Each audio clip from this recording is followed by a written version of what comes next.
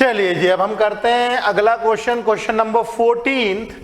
और इस क्वेश्चन में दिया हुआ है find two positive numbers x and y such that x plus y is equal to 60 and x y cube is maximum. Okay, तो हमें दो पॉजिटिव नंबर्स निकालने हैं x एंड y, जिन दोनों का सम 60 के बराबर है। ये मतलब पिछले क्वेश्चन के जैसा ही है, मगर कहां पे ट्विस्ट आता है, क्योंकि देखो एनसीईआरटी के क्वेश्चन से ही है, वो ज्यों ही तो देगा नहीं, कुछ ना कुछ तो लॉजिक है। तो पहली बात तो ये कि मुझे मैक्सिमाइज करना है जिस प्रोडक्ट को, वो जो है एक्स वाई क्यूब को मैक्सिमाइज करना है, तो उसको कुछ ना कुछ तो मानना पड़ेगा। तो मेरे पास x plus y is equal to 60 दिया हुआ है गिवन।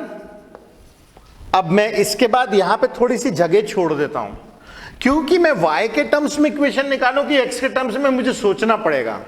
तो मैं थोड़ी सी जगह छोड़ देता हूं, इसको अभी भरते हैं अपन लोग। और हमें किसे मैक्सिमाइज करना है, प्रोडक्ट को। टू मैक्सिमाइज प्रोडक्ट को, किसको मैक्सिमाइज करना है, p is equal to x y cube, इसको मुझे मैक्सिमाइज करना है।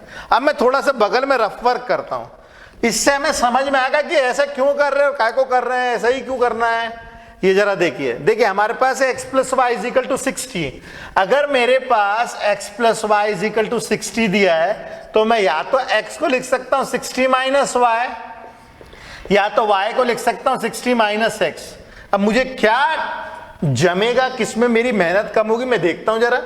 अगर मैं मान लीजिए x की वैल्यू सब्स्टिट्यूट करता हूं, तो मेरा प्रोडक्ट क्या आएगा, प्रोडक्ट आएगा x की जगह पे एक्स वाई क्यूब है ना, तो प्रोडक्ट आ जाएगा x की जगह 60 minus y into y cube, और दूसरी जगह पे मेरे प्रोडक्ट आ जाएगा एक्स वाई क्यूब के हिसाब से प्रोडक्ट आ जाएगा x इंटू वाई की जगह 60 माइनस एक्स का होल क्यूब। अब इन दोनों में मैं क्या चूज करूं, कोई भी बच्चा बता सकता है, छोटे से छोटे क्लास का भी, कि इसमें a minus b whole cube का फॉर्मूला लगेगा, और ये हमारे तोते उड़ा देगा अच्छे से, ये हमें परेशान कर देगा ये, क्योंकि इसमें a minus b whole cube का फॉर्मूला लगेगा, जबकि इसमें ऐसा कुछ भी नहीं है। इसको तो अगली स्टेप में मैं सॉल्व कर लूं, 60 वाई क्यूब माइनस वाई का पावर 4 हो गया सॉल्व। जबकि इसके अंदर में प्रोडक्ट रूल लगानी पड़ेगी, मतलब a cube minus b cube minus 3ab square plus 3a square b, इस तरीके का लंबा सा फॉर्मूला। ये थोड़ा सा हमारा प्लान परेशान करने वाला है, इसीलिए इसको हम लोग रिजेक्ट करेंगे। इसीलिए मैंने वहां थोड़ी सी जगह भी छोड़ी थी कि x को उतारे कि y को उतारे। तो ये आइडिया मुझे बेहतर लग रहा है, ये वाला आइडिया जो है वो बेटर है। तो हम लोग क्या करेंगे, x को 60 माइनस वाई लिखेंगे। तो इट इंप्लाइज दैट, यहां पे क्या लिखेंगे हम लोग, x की जगह पे 60 माइनस वाई। अब मैं लेता हूं प्रोडक्ट, तो p product is equal to 60 minus y into y cube. Okay, ठीक है। अब इसको हम लोग ओपन कर देते हैं, या वैसे प्रोडक्ट रूल से भी कर सकते हैं, कोई दिक्कत नहीं है। तो प्रोडक्ट आ गया हमारा 60 minus y into y cube, ठीक है। तो अब देखिए यहां पे दो वेरिएबल है, एक है p जिसे हमें मैक्सिमाइज करना है, और इसके अलावा जो दूसरा वेरिएबल है दैट इज y। तो p और y दो वेरिएबल है। तो मैं यहां क्या करता हूं, इसको डिफरेंशिएट करता हूं with respect to y, differentiating p with respect to y। तो dp upon dy is equal to पहला फंक्शन इंटू डिफरेंशिएशन ऑफ दूसरा फंक्शन प्लस दूसरा फंक्शन इंटू डिफरेंशिएशन ऑफ पहला फंक्शन, कुछ ऐसा। ओके, ये हमारे पास में आ गया डिफरेंशिएट होने के बाद। अब इसको मैं ओपन करता हूं यदि, तो मेरे पास आ जाएगा 6 3 18 180 y square minus 3y cube minus y cube, तो यह आ जाएगा 180y square minus 4y cube. Okay, ये हमारे पास में आ गई dp अपॉन dy की वैल्यू। अब मैं क्या करता हूं, इसको फॉर मैक्सिमा एंड मिनिमा, इसको इक्वेट करता हूं 0 से, for maxima and minima dp upon dy equate करते हैं 0 से, मतलब 180 times y square minus 4y cube is equal to 0। इसमें मैं 4y स्क्वायर ले लेता हूं कॉमन, तो 4y स्क्वायर अगर कॉमन ले लेंगे तो यहां पे मुझे क्या मिलेगा 45 minus y that is equal to 0। तब जब दोनों को हम लोग इक्वेट करते 0 से तो हमें क्या मिलेगा, either 4y square is equal to 0, it implies that y is equal to 0, या 45 minus y is equal to 0, जिसको हम लोग लिख सकते हैं y इज इक्वल टू 45। अब आप जरा देखिए यहां पे वो बोल रहा है क्वेश्चन में कि xy क्यूब हमें चाहिए मैक्सिमम, xy क्यूब मैक्सिमम चाहिए और तुम अगर y की जगह 0 ले लोगे, ये तो कभी जिंदगी में मैक्सिमम नहीं दे सकता है ना। तो इसके लिए हम लोग क्या करेंगे, इसको करेंगे रिजेक्ट, इसे हम लोग करेंगे रिजेक्ट। इसको रिजेक्ट हम लोगों ने जैसे किया तो y की वैल्यू 45 हम लोग ले सकते हैं। चलिए जी, ये हमें मिल गया y की वैल्यू 45।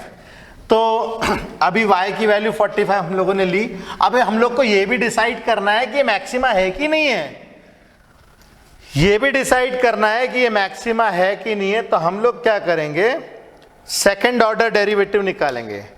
तो इसके लिए मैं क्या करता हूं, डिफरेंशिएटिंग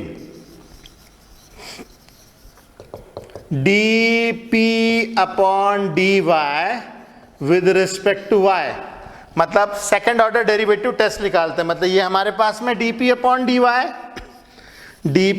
dy को मैं दोबारा से डिफरेंशिएट करता हूं विद रिस्पेक्ट टू y।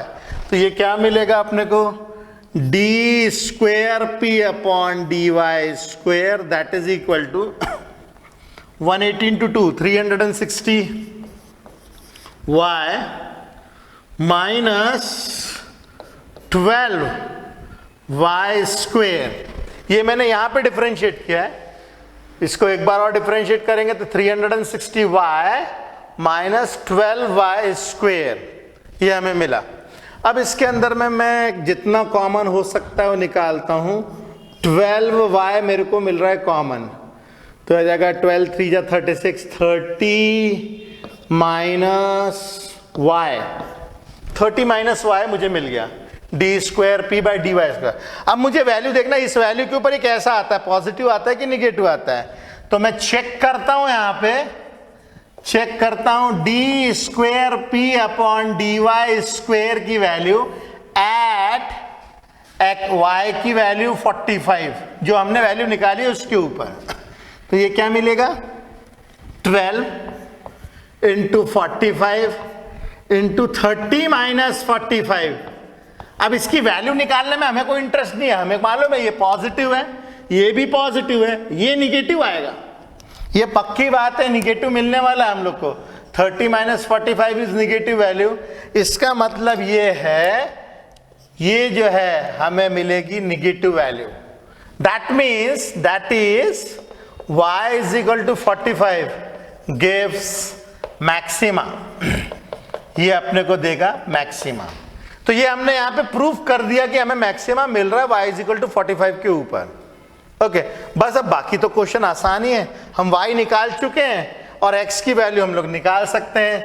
अब आंसर का डिक्लेरेशन कर रहे हैं हम लोग, x इज इक्वल टू हमारे पास था 60 minus y that is 60 minus 45 that is 15। x की वैल्यू आ गई ये और y की वैल्यू हम लोगों ने 45 निकाल ही ली थी, तो ये हमारे पास में इसका आंसर आ जाएगा।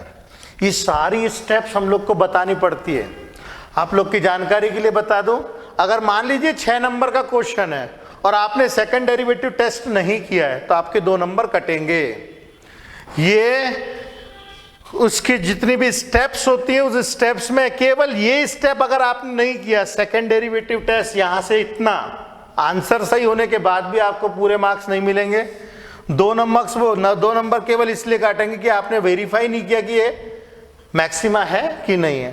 तो हम लोग को पूरे स्टेप्स के साथ में सारे क्वेश्चन करने पड़ते हैं, ठीक है। ये भी बहुत इजी लेवल का क्वेश्चन था। जैसे जैसे हम लोग आगे बढ़ेंगे थोड़ी थोड़ी टफनेस जो है वो बढ़ती जाएगी। ओके, चलिए फटाफट कीजिए इसे।